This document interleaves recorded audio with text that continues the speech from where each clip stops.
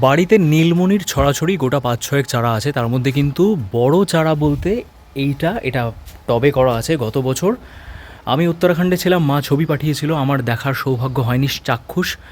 এটার নিচেটা সাদা ডাবল পেটাল এবং উপরটা নীল কালার অর্থাৎ পার্পেল, যেটা নীলমণির অরিজিনাল কালার। আর এখানে এইটা বসানো হয়েছে গত বছরই মাটিতে, যাতে মাটিতে একটা গাছ থাকে।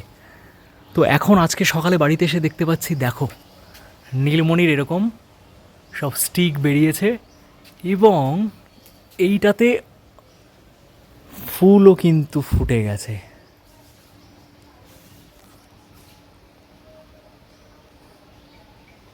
দেখতে পাচ্ছ কি অসাধারণ! এটা পুরোটা ফুটলে একটা চেন মতো লম্বা, তখন অসাধারণ লাগে। এবং দেখো কত সংখ্যায় কিন্তু কুড়ি এসেছে গাছটাতে।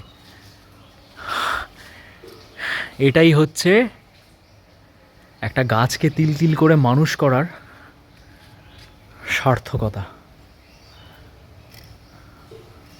ওকে একটু শার্ট করে দিই।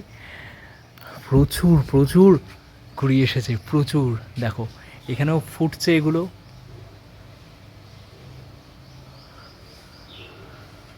একজন বাগানপ্রেমী হিসাবে এর থেকে আনন্দের কিচ্ছু হতে পারে না। এত এত ফুল আসছে, অসংখ্য সংখ্যায় কিন্তু ফুল আসছে, অনেকগুলো চেন হয়েছে।